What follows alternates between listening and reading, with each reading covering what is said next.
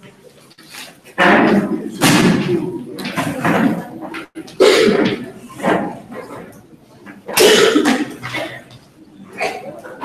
guys, welcome to the quarterfinals of UADC 2017 everyone. We are in the room with Taylor's One as proposition.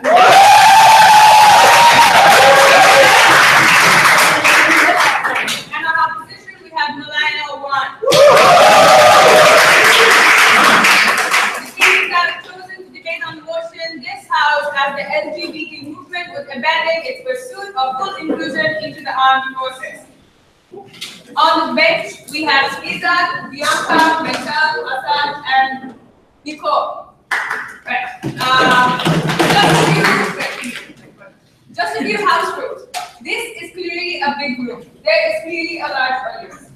Please make sure that during speeches, nobody makes excessive noise. You can maybe do this, depending on if it echoes too much, then don't do it, right? You can figure it out. Second, do not leave the room in the middle of a speech. Only leave the room if you wish to in between speeches. This also means you can cheer in between speeches, however, in the middle of the speech, do not cheer too loudly.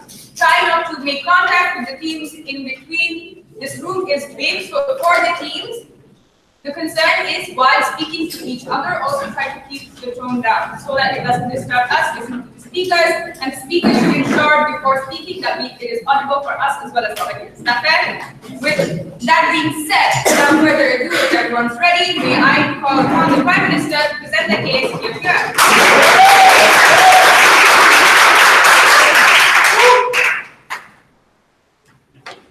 There is currently a move to ban trans individuals from entering the army by the Trump admin. Note that this is not the same context as when Obama repealed the "don't ask, don't tell" policy. This is an America that is reacting against attempts to infiltrate what they feel is the most important thing to them. We think that this fight has caused things to get worse and is not worth fighting. This debate will be evaluated on three things. First, on whether or not this fight is worth fighting to begin with. Secondly, even if you win that fight, what's the outcome, or what is the outcome? And thirdly, if you don't win that fight, or if you don't try to fight this fight, what you gain on government side. Our position is simple: that the LGBT movement must abandon this fight because for inclusion in the army, because it makes things a lot worse. We are okay with firstly, removing yourself entirely from any statements that attempt to fight for inclusion. Secondly, we will divert all our resources, airtime, and allies into other fights. Fights that fight for basic rights like same-sex marriage, or a more parliamentary representation, or basic protection against sexual assault. We think that this is the same strategy that feminists in developing countries use when they don't try to fight for sexual liberation, but instead fight for other rights for other feminists. We will prove to you two things in my speech. That first, how the fight for inclusion in the army is ultimately futile and causes a severe impact to the LGBT movement. And secondly, how deprioritizing this fight enables for better ability to fight other fights that we think are more important. But first, why is it futile and harmful? There are three groups essentially within this fight. And sure. Yeah, so you only want to defend some fights and not all fights. What is the metrics in which you decide what fights you want to fight and what fights you don't want to fight? It's about strategy, right? When it comes to a movement, some fights are a lot better than the others because some fights are more winnable than others. I will explain to you why uniquely, when this fight is tied to an institution that is established and one that is so valuable, it harms these three groups. First, that there are some very kind individuals that are directly against this, right? People who directly value the military, but feel that trans individuals are weaker in biology, or they feel that they fear for these individuals and sexual assault. These are generally kind people, but are still against the inclusion in the army. Secondly, there are moderates, right? Moderates who feel that the army is more important than anything else. They're okay with LGBT people, but essentially feel that the military must be separate from LGBT rights. They feel that national security is more important, brotherhood is more important. There are people who are directly anti-inclusion, right? These are people that have been indoctrinated with the idea that structures are unchangeable and they should not tarnish these structures, right?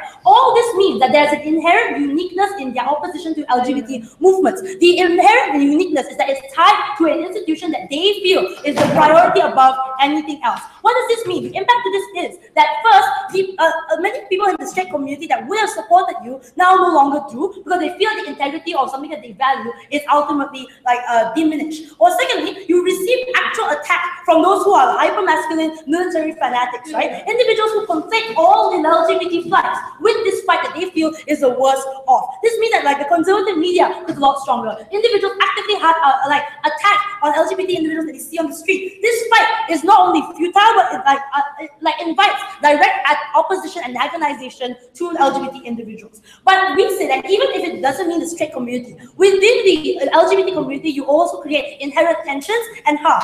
There's a large group of individuals that are part of the military. So people who are gay, bisexual, trans, that feel that their current fundamental rights are not achieved yet, but yet the LGBT movement attempts to fight things that are peripheral to them, right? These are individuals that feel that HIV rates are getting higher, that there are no adoption rights, that their basic healthcare is denied of them. These are individuals who feel that the LGBT movement does not represent them. There's two impacts to this. The first is that these individuals try to distance themselves from the LGBT movement that only cares about the peripheral benefits. Or second, these are people who are intersectional and don't feel represented, and therefore actively feel that they are locked out and actually go against the LGBT movement. We feel that this fight must be. These are people who feel that their fights are traded off for a niche group in the military. But we say that even this niche group is harmed within their world, right? This is because in both worlds there'll be gay individuals, some gay individuals in the military. On our world, sure, some people might hide it, but most people are barred as a result of the Trump policy, right?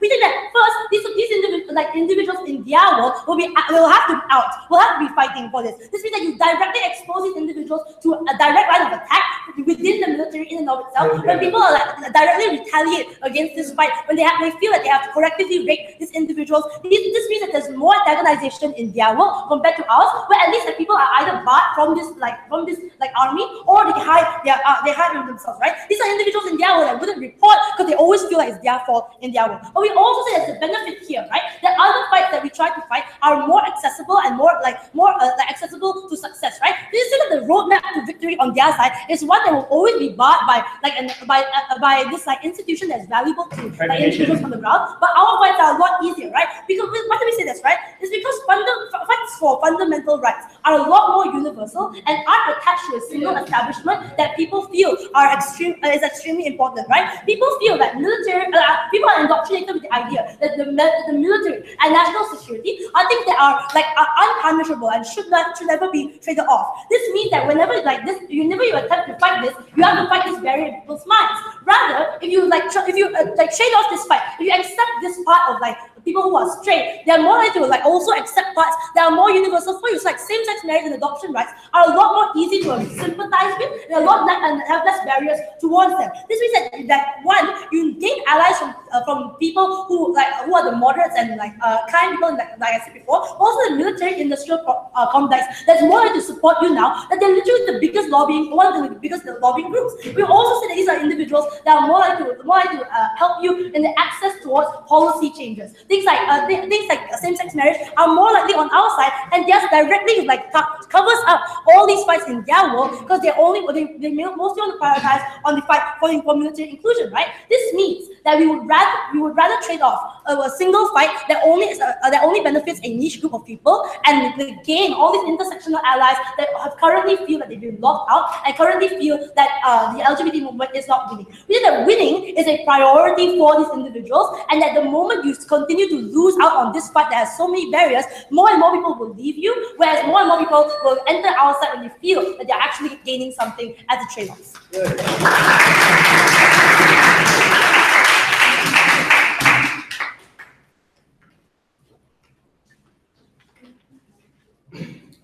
Great. Thank you, Prime Minister, for that speech. Now, calling on the Leader of Opposition, President DAC here.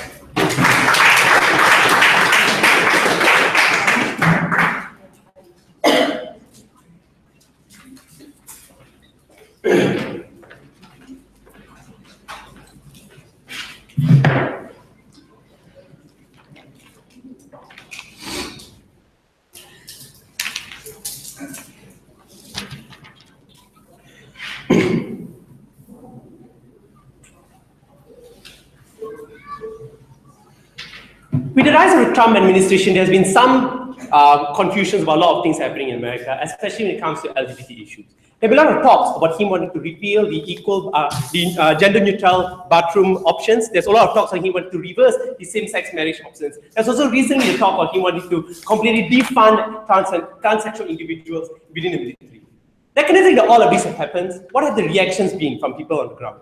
We think as soon as with regards to the military, the Pentagon chief, General Joseph Dunford, was someone who came out in defense of LGBT individuals within the military. John McCain spoke out as a former veteran soldier in defining that you don't have to be an LGBT member, and being an LGBT member does not negate the fact that you can serve. A lot of trans men and trans women who have previously served on the military also spoke out. We on side opposition support and we would support and lobby for more actions as such. What is our stance coming from side opposition? We think the LGBT movement was set up to achieve a goal.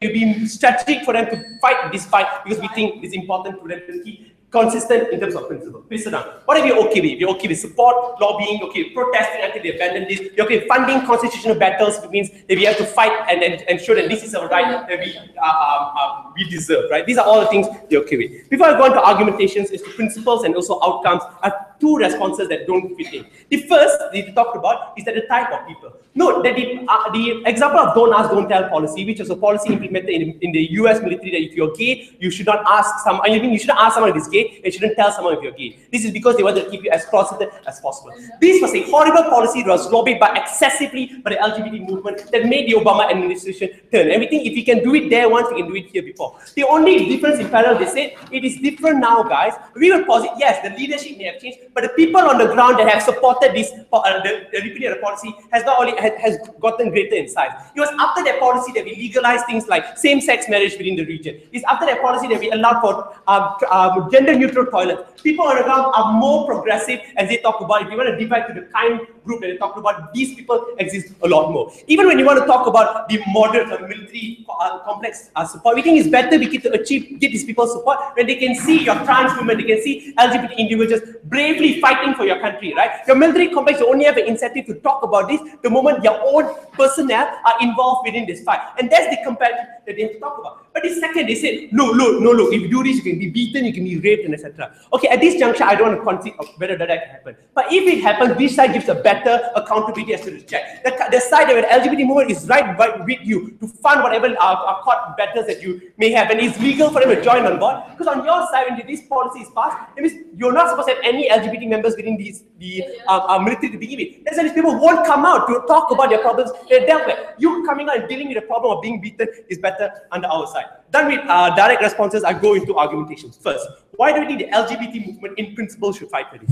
The LGBT movement, in essence, when it fights for its goal, fights for this thing. It wants to best represent the LGBT community within giving it full recognition for it to be recognized like everyone else. Sit down. The goal has always been equality. When it comes to equal treatment, equal opportunities, equal facilities, was getting toilets, getting rid of employment discrimination, first to fight against denial of services when it comes to cake services or etc. Right? When all of this happened, we have never once said, it's okay, I can go to another cake shop. It's okay, I can go to another shop, another registrar who can marry me. Right? It may be something that's difficult, but we never said no when it comes to denial of employment. Sit down. All they say in response is, it's not a fundamental right. It is your fundamental right as a citizen of the United States to represent your country and fight in front of the line. That's the fundamental right we'll talk about. This is also similar, being a soldier is also a job. We think it's similar in principle, was extending us to fighting job place discrimination, not just entry, but you being treated the same, giving equal protection to etc. Please sit down. The parallel of you joining military is exactly the same as to all the fights we have already fought for, which is barrier of entry to be treated the same. This is why it's principally justified. They had two responses as to why this shouldn't be the fight we talked about. First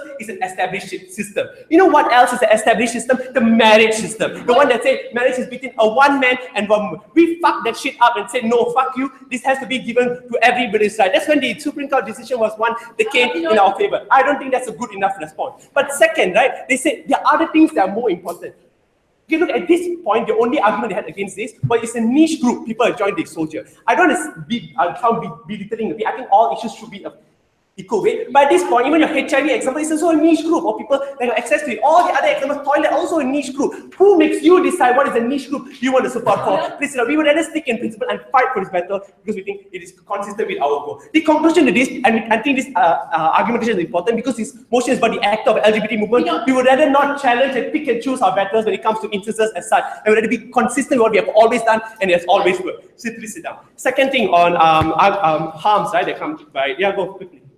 So, if all workplace jobs are equal in rights, in your when you spend money into this, you incur opposition to the whole movement, including people who are intersectional. How do you trade off those basic rights? Okay, so I don't think you have shown me as to why is it when we start moving people towards a soldier who job in officer, it has a specific niche harm as to it pisses people off. Because I think like other employments also have the same outcome. But if you talk about intersectionality, I think you further exacerbate this.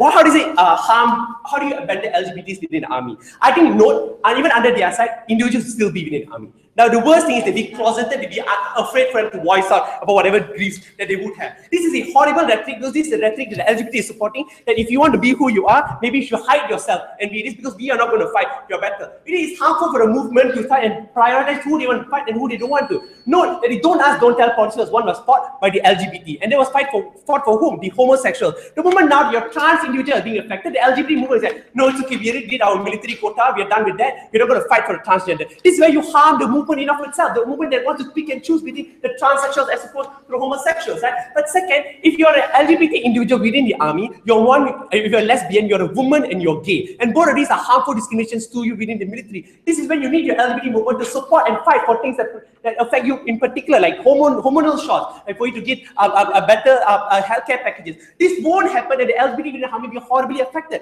But second argument on perception, because we would posit to you that if you don't want to fight this fight, you concede to all the ideology that for you to serve in the army, you must be a strong man, you can't be a feminine. And this is a horrible rhetoric to say. That the same reason we fought to put women within the military, we keep fighting for that, we think we should do the same as well. Because the burden that then lies on themselves is that it's easier for other corporations to say, we don't have to take in trans individuals because we can justify that cost is too much, the state isn't funding them when it comes to the military. Anyways, right? I think it's worse, if you want to talk about extreme individuals, it's worse when the state is one that's, the LGBT movement is one that is condoning this action and not fighting against it. I think that's the comparative when it comes to extreme individuals. We're very proud to oppose.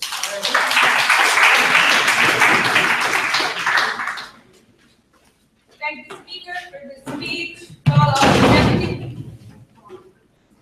Call on the Deputy Prime Minister to present. Yeah. Deputy Prime Minister to present the case.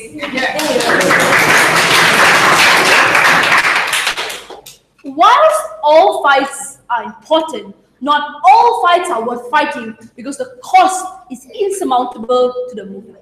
We agree from the leader of opposition that these people, it's important for them to have a right to serve in the army. It's about what that right leads to for them, but also for the community at large. And in response, I'm going to do a couple of things. First, I'm going to talk about the principle that they presented in this debate. Second, I'm going to talk about the likely reactions to this fight. And third, about the treatment of these individuals in this community. First, the principle. According to the speaker before me, the LGBT movement has fought for everything, even if it's hard. So he went on to explain gay rights, getting marriages, or having the same sex partner.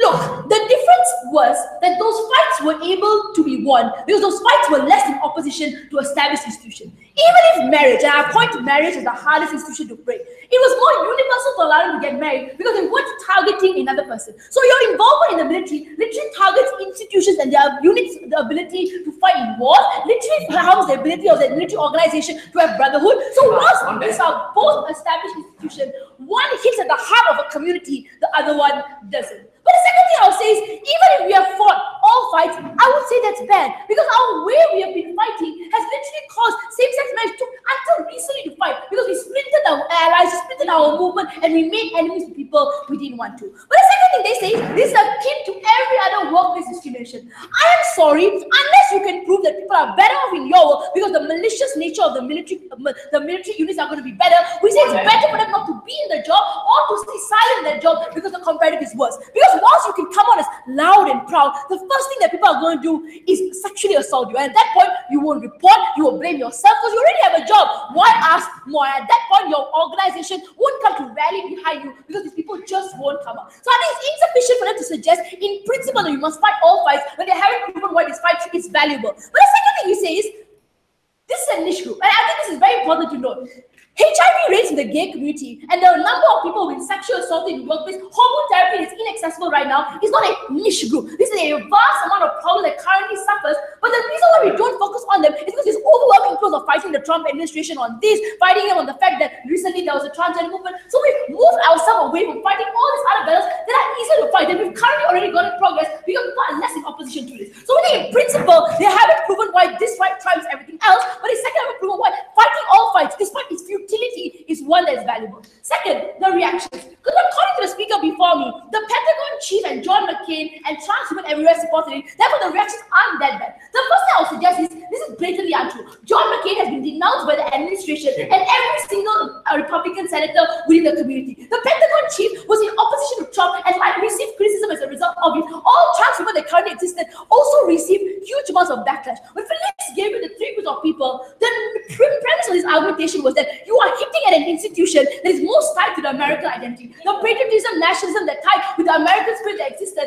is an institution that is currently in opposition to you. So you can point to a few examples, but you don't respond to the underlying premise of this logic. But the second thing they say is, actually, we are in the same community that was during the Obama administration when we repealed Donald's Hotel. It's just a different leadership. This is not true. Like, a leadership isn't born out of thin air. The community that voted in Trump was a large one. Even the ones that voted for Clinton were anti-Trump, but not pro-LGBT, because we've seen a reversal in the trend towards moderation. So it's insufficient for you to say it's the same community when the trend analysis of election shows that the American community is more hostile. Once you legalize same-sex marriage, there were people who were attacked by it. But can you imagine the amount of attack that happens when you infiltrate a military institution? But the last thing they say is, in terms of the reaction, you are more likely to get the military-industrial complex to support you because now you have brave women fighting for their fight. These are men and women they never wanted in the organization. These are men and women who are more destined to fail there because they will orchestrate your failure, because they want to show at every point when you're in the military that you are not worth it. I think at that point, they're less likely to include you into their brotherhood, but more likely to make sure that you fail, suffer, and then kick you out of the military. So we don't think you get more support from the military-industrial complex, rather you challenge them. But the last thing about this, it's 4 minutes, sit down, is that you concede to the perception that we are conceding to everyone else. I have a couple of things to say about this. First, we think the concession to the perception that LGBT people could not be in the don't be in the military is preferable than allowing them to enter and suffer the cost as a result of it. The perception that you will get in your world once they get correctively raped, they suffer in the military, is that these people are worthless. That perception is harder to defend than ours, because we at least have the ability to say it's for safety, we have other rights to prioritize. This perception is controllable, your perception isn't. So we think the second conclusion is the reaction to this fight is likely to be more hostile, futile, and harmful. Which leads me to the third part, about whether or not the people are going to suffer in the military. Because I told the speaker before me is, at least they can come out. They will come out, they will get the support of the LGBT community, so it's good in their world. Then this will acknowledge 2 arguments with me. First, is that our people don't come out, or there's less people in the military per se. You wouldn't need this corrective measure of going to court, a court that doesn't want to help LGBT people. You wouldn't need that support to begin with. But second, a lot less people are likely to report in your world as a result of this war. Because note how the hierarchical structures privilege the straight men in the community. If you report, you are harming the brotherhood, you're harming the military-industrial complex. So it's likely that in your world, they will suffer immense discrimination and harm, but will not report it. What's the comparative? In our world, you wouldn't enter that to begin with. I think the trauma that is resultant of rape in the military and sexual assault is not worth them entering this community. Before I go on, yes. So if Trump was to sign an executive order saying transgender people will not be allowed in the military, you wouldn't fight it or you wouldn't touch it at all? Yeah, we wouldn't fight it. That's the principle, right? If we fight it, we incur more rights and therefore we suffer. But the last issue in this debate is about what are the other fights? So I think this went wholly unresponded by the speaker before me. I would like to note that it is a resource game. It's not only just a resource game, it's a perception and ally game. For every one person that you piss off because you are infiltrating the most valuable industry within the United States government, is one less ally is going to support you for in terms of hormone therapy, in terms of all the basic needs that every individual wants. A lot of people are already LGBT people having homes, possibly getting hormone therapy, but the moment you associate LGBT rights or trans rights to an institution that they are opposed to, these people are less likely to support you, but more likely to become your enemy. I think it's more important to prioritize these fights because these fights affect everyone. Whether you join the army, whether you're a black gay person from a smaller community, we think these fights are more important. But the second thing we told you that went unresponded was that often these fights get deprioritized and there's internal strife. Look, it's not as if the LGBT community are all for this transgender move, all for this transgender individual entering the military. Because a lot of them suffer from inherent discrimination that has been deprioritized. We assume the world has become more developed, HIV rates are dropping down, but that's just not true for a vast number of people. So not only do you have a splinter LGBT movement, you lose huge amounts of support for other causes, but you make it harder for those who revere the army to be on your side. Once we agree fights are important, it is about picking and choosing our battle, because once we lose this, we will win other fights, and they have to prove the comparative.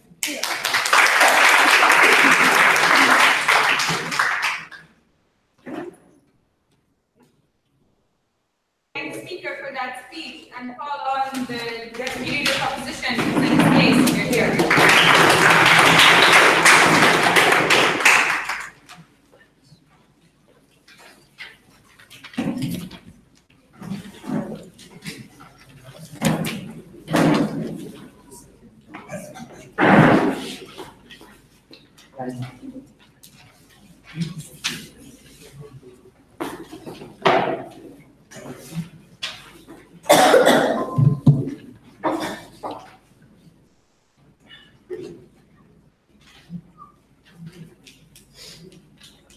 In order to win this debate panel, there's a very important burden that side negative have to feel, which I felt is too late in wait, right? That burden is to show that all the alternative fights will be easier to attain once you drop this platform. We tell you that this platform that LGBTs are equal and deserve to serve in the military is linked to the root problem that LGBT movements have always stood for, and is linked to all the other battles. And that root problem is this: are LGBTs equal? Are LGBTs different from you and I? Do they have some broad stereotypical characteristics that makes them different? And we think, the moment you drop this rhetoric, it is a concession to everything that they have criticized you for by disallowing you for joining the military. Things like they are softer than others, they can't make logical decisions, that they are hormonal, that they are very fluctuative because of the hormonal treatment, that they are drained to your institution because there are huge medical costs attached to them. We tell you, the moment you concede all of this rhetoric, the moment where the society at large don't see a rebuttal to this rhetoric, it is when society will believe it. All your conservatives will treat this as a confirmation bias against them. There won't be any counter-narrative from strong platforms against this rhetoric, and that is when all your harm will occur, all your fights become less palatable. Before I tell you about why you need to the benefit of being in the military for the LGBT movement, I have a few issues to rebut. Number one, how do you harm the fight for other rights? That said, you want to fight for basic rights like marriage equality, job discrimination. The first response is, we think being able to serve in the army and die for your country, being not discriminated by a government institution is a fundamental right. Because once you have discrimination from the army, what's there to say that the hospital should not disregard you because your immense health costs? We think that in order to fight for a platform, that the government should not discriminate against you in all platforms that the government has. You must also fight against discrimination in the army. But number two, losing this platform is conceding to the rhetoric that the conservatives use, and you shift public perception against you because now they believe that you also believe that you are weaker, you can't make logical decisions, you are drained of resources. Thirdly, you lose support by fracturing your movement. The moment that you say transgenders, yes, they can't serve in the military because they are soft, that is when the T's will feel betrayed because you are military inclined, they will leave you. You are taking away the T from the LGBT. The moment that you say this, you are betraying them from other causes. That is when you fracture your movement. What happens is the communist movement when they say we don't stand up for rights of communities. We don't stand up for values of communities. Eventually, we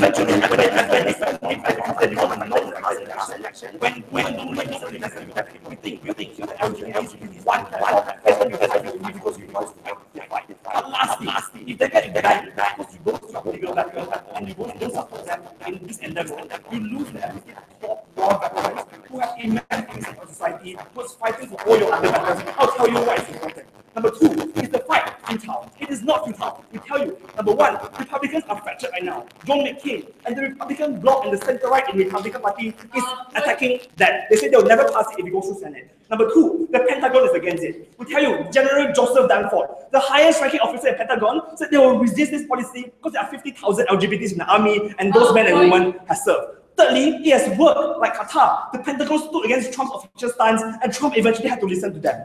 Fourth, Supreme Court battles are real. You won't overjudge and halt. It means that once you are willing to use your power as a movement and your resources to fund a costly Supreme Court battles, it is when you are likely to have this ban overturned. The fight is not lost. But if you concede, you are losing it prematurely. Yes.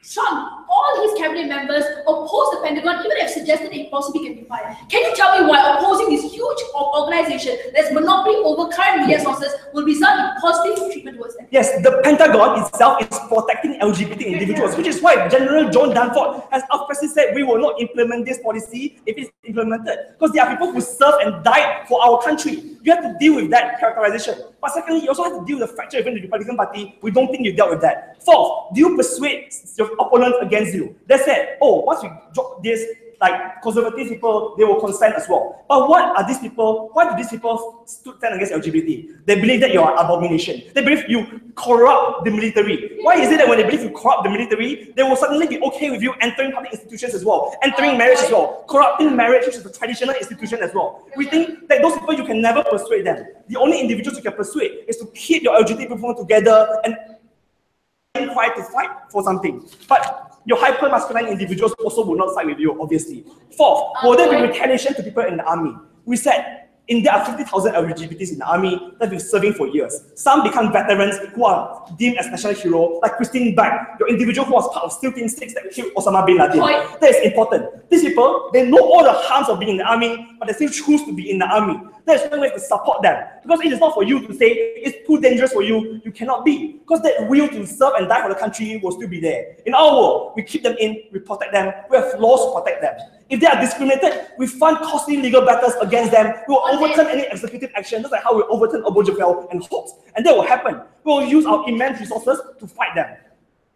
In the cooperative, they abandon them. They tell you are alone. Number one, it takes an immense mental toll on them. Number two, that's when they believe that no institutions will fund their legal battles. It is when they will suffer quietly and silently because they believe there is no avenue. We think in their world it is worse because you abandon them. If they get kicked out, you won't protect them. That's when you lead to fracture. That's when you lead to these individuals suffering real harms. And now, why do you need to co-opt the benefits of being in the army for this individual? No, LGBTs are a numerical minority in the US. You can't win in numbers. You can't win if you are divided. The only thing you can win is if you shift perception against you, for you. And soldiers and veterans, they are much respected individuals in society. They often get a platform to speak. They carry extra weight. For example, the North Dakota pipeline had to be stored. The moment when veterans come in and link hand to hand, say we stand with the indigenous individual, that shifted public support. That's important, right? Like, for example, Christine Beck, SEAL Team 6, managed to back don't ask, don't tell policy. Veterans are the ones that Republicans and Democrats alone will cater for because they say we are loyal to the country, we are loyal to those who die fighting for us. In our world, we can keep them as figureheads for our movement. So everything that you stand for example, more medical coverage, for example, more marriage rights, those are effective the moment where your figureheads will tell, I've died for the country, I've sacrificed for the country, and therefore it is time to give my numerical minority the rights. It is when we can co-opt and hasten those processes because those individuals have a degree of respect among voters and even Republicans. Some Republicans in Congress side with them, and that's why we get more rights for LGBTs in our world. We co-opt those who serve in the military. They don't, they only fracture and want to be exclusive.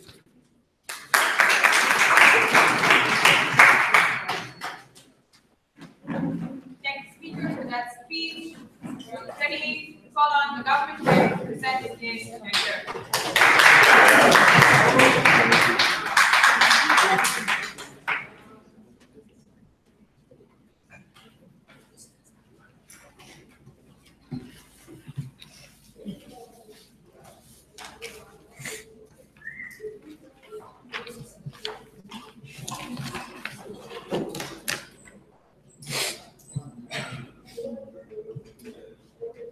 Panel, don't be delusioned by this opposition bench. Because according to their characterization, the world is fine. The fight is all right. We will win the fight. And we should be winning the fight by now. There's no repercussion. We can do everything. That's not the reality. Based on that logic, there are many tensions. First of all, the military is quite an independent body. It doesn't appeal to the political critical mass, the lobbying power. Any support on the ground does not able to gain traction into the individual. They have a duty to tell me why this individual dying and serving for the army will be able to gain that critical mass and allow the army to structure, which the army hasn't been doing that until now. The army, a lot of the successful stories that the opposition gave, hasn't been able to change the position into the treatment of the individuals on the ground. There are more and more sexual assault reports that come out after individuals who have left the army decide to whistleblow. The army is an independent body.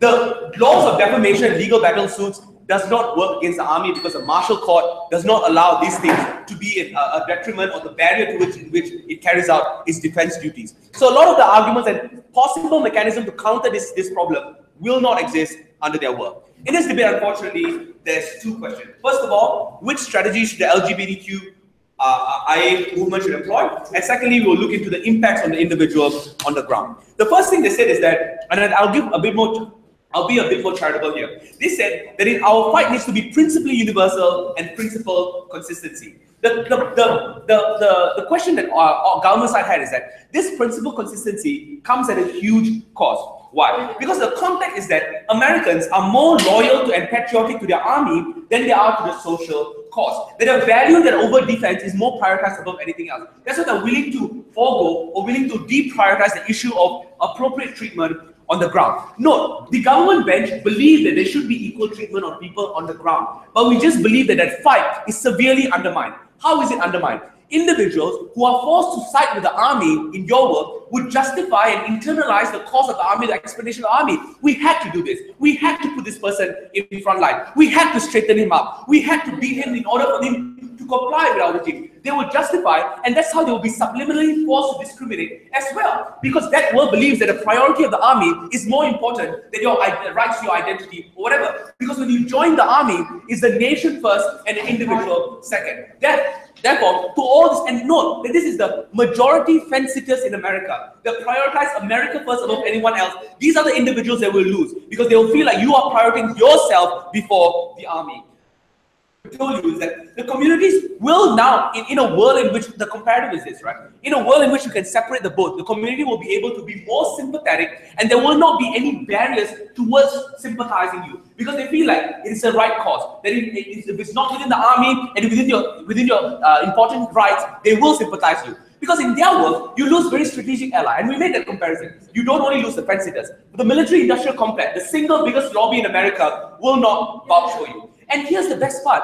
Their principal universality means that a lot of individuals join the army get discriminated. At no point of their speech they were able to tell me how treatments in the army have changed. Because that's a fact that they cannot allow. They're destined and they lead this individual towards an institution that will disregard their unique identity. The second thing is that they said, we will fight, of course. You will fight, but you will not win the fight. You will fight, but the army will fight back stronger. Because when an individual enters the army, there's an existing power symmetry that this individual cannot change. To that individual that is forced to be stepped on, to be trampled on, and to be treated like a secondary person, that individual does not materialize from your fight. In fact, your fight means that this individual becomes targeted even further. We think that your benefits of fighting is not a good one. The conclusion is that a lot of the principal benefit that comes from the opposition side is extremely uncertain and extremely speculative. Let's look into the comparative on our side. We told you the moment in which we are able to separate and fight for cause, we are able to appeal to the political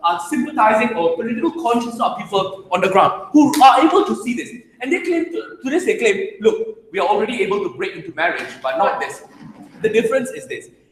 In marriage, we are able to prove that your right to marry someone doesn't affect the other. Yeah. Here, you joining the army, being a more weaker individual or pandering to the existing stereotype means that the army becomes weaker. There's a direct correlation of your right, your existence to the army in contrast to the marriage. But before I move on, I will take a POI. No. So, if discrimination against the of LGBT in the army is that real, how can Christine Beck rise to become Sitting 6? Okay, so I think Christine Beck is a circumstantial fact, right? To be honest, I don't think they are able to explain that Christine Beck was able to fight all the structural discrimination that was able to do. She was a good servicewoman, and I will give them the credit for that. But that is not an evidence to how the things have changed in the army, right? She was given a spot, she did well, that's it. But the cost of her doing well is so insurmountable. That's the point they were trying to make. But the second thing they say is that we will fund legal cost costly battle. That is not possible within the martial court. But even if it was possible, we think that a lot of individuals are more likely going to hide the reporting, because you will see that you're betraying the army and prioritizing yourself above the army because you choose to prioritize your emotional comfort above anyone else. Now, the next thing is that they say that assuming that this individual will extremely succeed, how will we do this?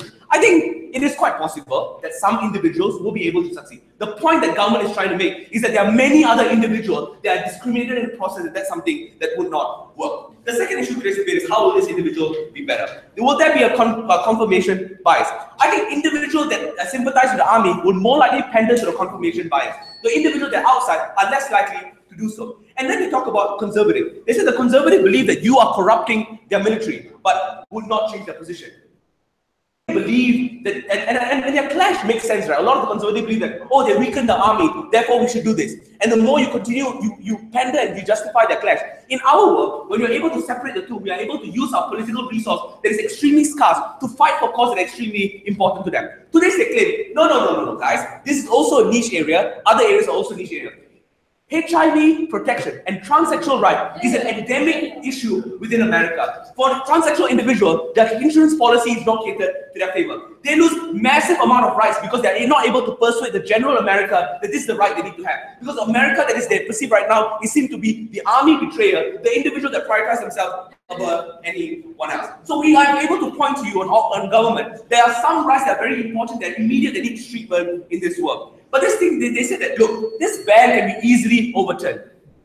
Bullshit that it can be easily overturned. The American government, the White House and the Congress are Republican majority. And to that, the American public has never transacted back. You have a burden to tell me in the interim process where America still decides based on its whim and fancy, a gay man treatment in the army will be better. And we tell you that we need to change that and ask individuals to not join an army in which they will be massively injured.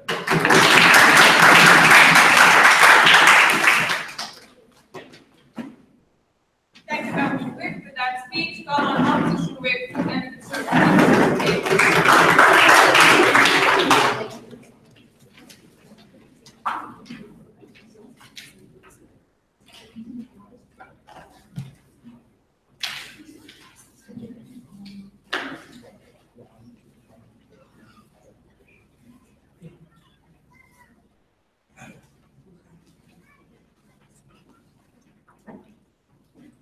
I think the first issue I want to deal is with people with LGBT individuals who are in the military and the military itself, because they were very convenient in this. What did we tell you on this sort of stuff? We say that we strive for official protection. The only thing they had in response to this was to say that, wow, the military is racist, the military is a bigot, the military always will pressurize you.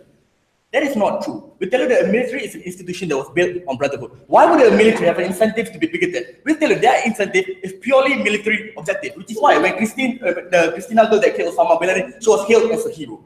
Their response to say that's an outlier. Well, gee, you guys never even give us any example to the counter opposite. We would say that. We even give you examples of Pentagon and generals that stood for this. The comparative with regards to the military is quite simple. These things could happen. We agree that some individuals are assholes within the military. Here's the comparative. In what world are you able to call them out? If you drop the fight completely, there'll be no legal protection for you. Their response to say that, well, you can't hold them in court. Who are you trying to lie? Sure, we can't hold them in you can't hold them in normal court. Even if you can hold them in martial court, do you really think they're not going to punish you? Any American soldiers committed a war crime would have faced more than 20 to 25 years in this martial court itself. So you can't give me the argument that the military will only protect itself. Anyone who transgresses the value of the military will often be sanctioned in the martial court. The martial court is also a court that works heavily. Don't stand every 5 seconds. So that's with regards to the military. The comparative is, lives of people there would be worse off. Their response is then to say that, well, don't join it. Who are you to make that claim? Who are you to say that if you're being hurt somewhere, therefore don't join it? Every woman at some point in her life was discriminated in the workplace. The solution was not to stay at home. The solution was to stand up and fight this sort of oppression. Have a seat. Now let's talk about issue number 2, the big one. If this is an untenable fight, and where should the LGBT movement stand? They were quite convenient in the first 2 characterizations. You remember? People who are quiet, people who are moderate. Because apparently the moderate are okay with LGBT individuals, but we are not okay with you joining the military because you would harm the military. That's number 1 bullshit. If you're moderate, you're always okay with individuals LGBT joining the military. Because there's literally no difference from you from a straight person holding a gun with 6 months of training. I mean, 6 years and years of training, there isn't a difference. Therefore, you do not use the moderate. The moderate will always be on the outside. The important part is the conservative. They say that we will lose the conservative. Just ask yourself, If the LGBT movement drops this fight, you really think the conservative I'm sorry, I don't know. You really think the conservative individual is going to be, all right, now I'm going to become a pro-LGBT guy. We would say you didn't use the comparative. The comparative is this. Conservative man. He said that we should give them something that they can relate to. They can relate to patriotism.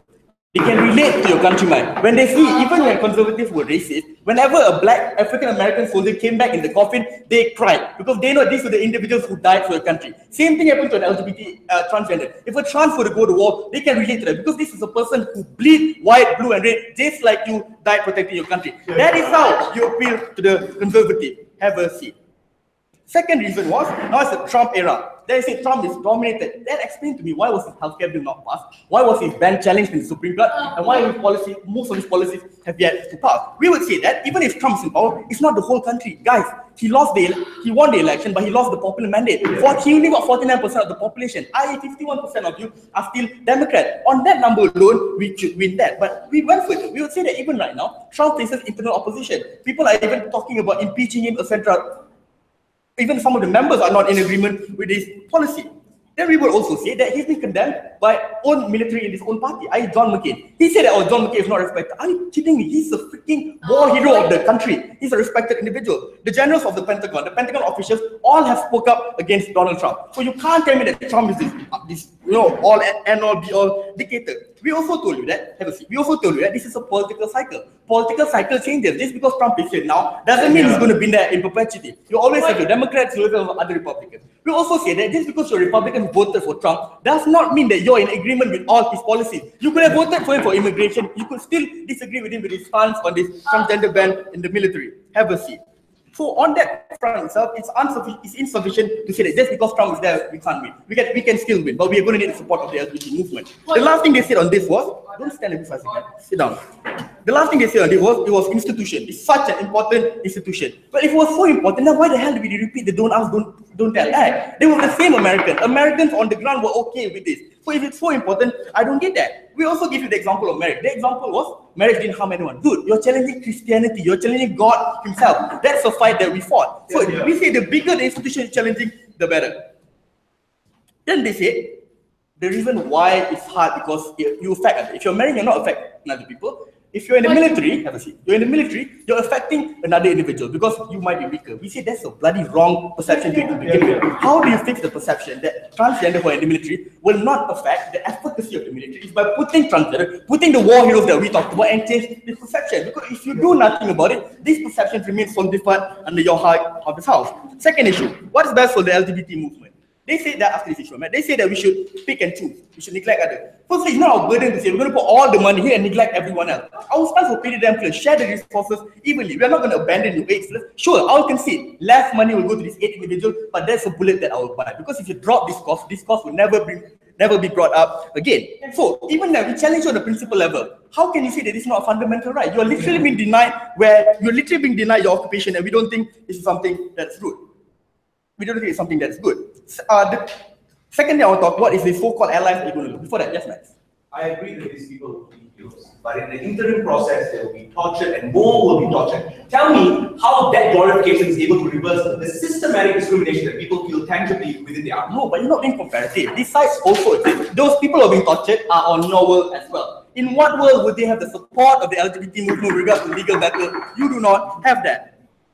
Now, let's talk about the people who they hurt and the conservative. Sure, when LGBT community got the right to get married, they wanted to beat you up. The masculine figures were there. But how do we protect them? We say that if we codified by law that you cannot touch it. So even if people are going to be mad with, that's not a justification to not fight a cause. When we were fighting for same-sex marriages, we didn't say that part of this because we might get hit on the street. That was never a justification. The last thing, and this is very important, is that you lose important members of this LGBT movement.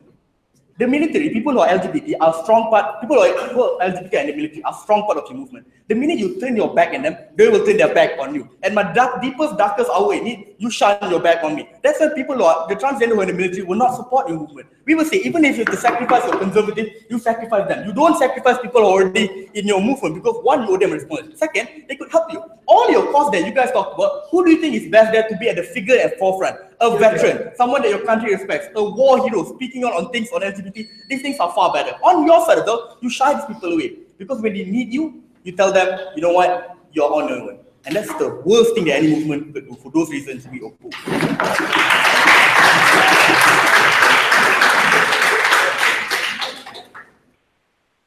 Next speaker in that speech is that in the discussion round. I call on a member of opposition to present reply to you.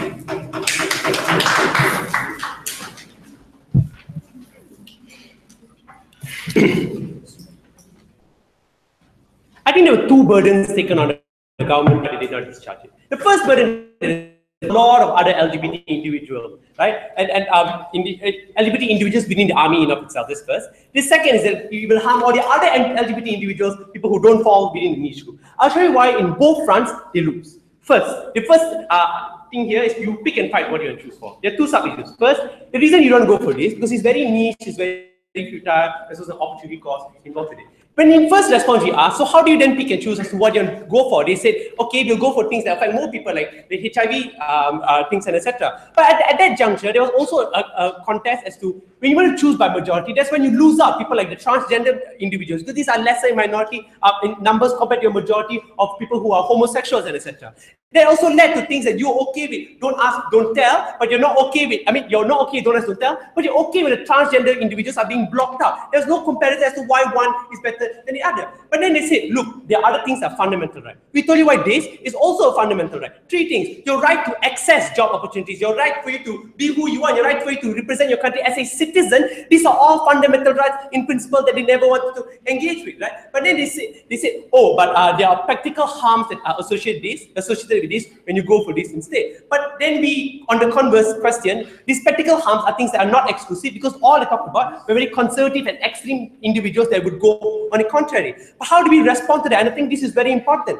In recognizing these individuals do exist, how do you then cater to them? This is when the argument by Leroy and also subsequently in Raj as to how is it we came to the conservative man by showing that these individuals are representing your country, these are patriotic individuals that they're more inclined to buy them as opposed to the converse, because their side does absolutely nothing. Because you can't say that the conservative individuals are angry about this, but they're okay with every other policy. Like what was the comparative? Especially when you talk about same-sex marriage, we fought the Christian institution in of itself. There was a bigger burden that we took on and we won, and that was why we think these things are important, right? The conclusion to this is that it's fine. Some people may be angry. They say, I don't want a weaker person fighting in front of the line. But your side only strengthens the narrative that these people are actually weak, as opposed to proving them wrong, something you've always done by putting women in the military in of itself. I don't think when it comes to them showing that other fights are more important, they never once show as to why this fight will definitely harm the other fight. And that was a burden they took on early on. They never disproved this, right? But we'll show you why it is actually better for other fight by having respected veteran individuals fighting on the line, talking to you and people they can relate with. That's a better comparison on our side. But second, they wanted to talk about the extreme individuals, these people who are very angry and be turned off even more. I already responded to that earlier, but what's the trade-off they do? The trade-off they do, you lose your own LGBT community and you forgo them completely. Two levels to this. First, the LGBT individuals within the army itself will still exist. It's only under your side when you don't get the backing of the LGBT community, you can't fight for their own fights, etc. These individuals will still be closeted, they have absolutely no recourse. These are people you lose. But second, the trans community also, because you were one that was okay with fighting for homosexual and all their right. When it comes to the trans community, which is the most recent contact, you're abandoning them. That's when you could create fractures within the LGBT community in of itself. This debate was an active debate. This argument was very important. I don't think they dealt with it. But second, legal protection was also for them, right? They said, look, people be hide reporting they're extremely scared and etc. Sexual assault will still happen, whatever nonsense. This debate is a comparative. Which side are individuals more likely to report, more likely to be brave? When you have the backing of the LGBT community, you have the backing of your own comrades within these things that support you, they are also equally as LGBT, that you have the support of taking actions and etc. The comparative media side is far worse if you want to talk about our side. But lastly, people's reaction. They say people need to sympathize so you don't piss them off. People sympathize with you more when they can relate to you. People relate to you more when you're fighting for your country under the brand of patriotism. You can't argue sympathizing here because people are more likely to sympathize with you if they can relate to you. But political ammunitions also, like these individuals who are war veterans who are respected by everyone, have a more say in terms as opposed to the contrary when they don't have this. We are more inclined to get other changes when these individuals are war veterans. Panel, in this debate, we find there are some things that LGBT individuals also want to fight for. But I don't think government has sufficiently proved as to why it harms that, because we think this is an equally as important fight.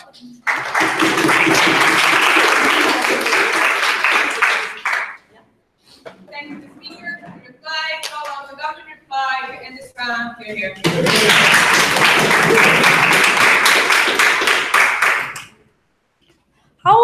Americans think of your fight when you are literally fighting against their patriotism and you're fighting against the brotherhood that you say it belies the military. The opposition can say that they will fund fights and they will do and get as much support from like people like John McCain as possible, but they don't explain how they can succeed against the counter-funding of the military-industrial complex. There's an incredible, huge lobby. We don't think that they'll actually succeed in their fight. In fact, it's a waste of resources considering that you could have funneled it into other more fundamental fights. We think that we think that they don't exclude themselves from the harms of fight, even if they say that this is one of those fundamental fights. We think that they get a lot more backlash on their side. I will deal with them in 3 ways. The first is that, let's look at this trend analysis that finally came from the opposition whip that also contradicts a lot of the things that the speakers before him say, right? Like they say that you must fight the good fight, but he also says that all things are great, that like the military cause are like only care about brotherhood and military objectives, that they'll always be kind to you, right? We think that the military cause the military literally doesn't want you there, given the fact that they think that you weaken their military, right? This means that first, you are seen to be tarnishing their brotherhood, so that's why they don't want you there. And secondly, you're also tarnishing their military objectives. This means that you aren't able to actually help. This isn't a trend towards like better ability to fight for these individuals, but actually lessened ability, given the fact that you're literally compromising these two things, right? You think that you force them, like it's less of a choice on your side, given that you force them to fight this fight for you with with a higher antagonization within that military. But here's where we also tell you that there's a unique hatred towards within this, right? It's not the same as things like education or even same-sex marriage, right? We considered that the same-sex marriage will be a hard fight, but given that it is such a hard fight, we must funnel our resources into that is more universal. Actually, given the trend, look at this, right? The trend is that given that things like terrorism, Islamophobia, that national identity and national security has had a higher value as a result. But the society is also becoming more secular, right? Like religion is less important now, given that same-sex marriage is a lot easier to fight compared to you trying to compromise national security. We actually think that the resources to same-sex marriage funnel into that is a lot better in our world, right? It's not enough for Leroy to say that we'll lose the conservatives anyway, right? We don't even think that they'll relate to these individuals. Given the fact that you're compromising brotherhood and you're compromising hyper-masculinity, these are conservatives that won't relate to you, but rather want to distance you even more and alienate you from the concept of brotherhood to begin with. We think that the comparative is that these conservatives, with the nuance that literally their LGBT opposition is hinged on the idea that national security is at threat, means that these are individuals who become more angry at you. These are not even individuals that will just stay silent, right? This means that there's a proportionality to it. Every time you fight, so you have the Pentagon, John McCain, all that, every time you fight, the backlash that you incur is a lot worse off. And the worst part is that you actually have the misery and the trauma within that military, because you directly expose these individuals within that military, right? We don't say that perceptions will get stronger because you can now confirm that these individuals can be in the military. Yeah, but the confirmation won't happen because it assumes that they'll succeed. Given that these are conservatives that will actively now be able to target these individuals within the military who are out and proud, they are less likely to succeed within this world because it's literally more traumatic and more antagonizing for them to even be there, right? The internal fracture then becomes more on their side when they are more exposed to this misery, but also, right, they're a niche group compared to the wider groups that they lose out, right? Don't let them assume that we completely lose individuals within the LGBT community. We think that these are the wider group that they trade off are individuals that feel that they haven't achieved their goals about only getting peripheral benefits, right? This means that they have a larger group to trade off compared to ours. But we also literally get more allies because now that you consider to this really important value, they are more allies that are moderate or kind, that are more willing to give you rights that are more fundamental and more universal. We think that you trying to fight against this fight will only incur more harm within your communities. Yours is a fractured one, and yours is one that will never gain mass support within these communities.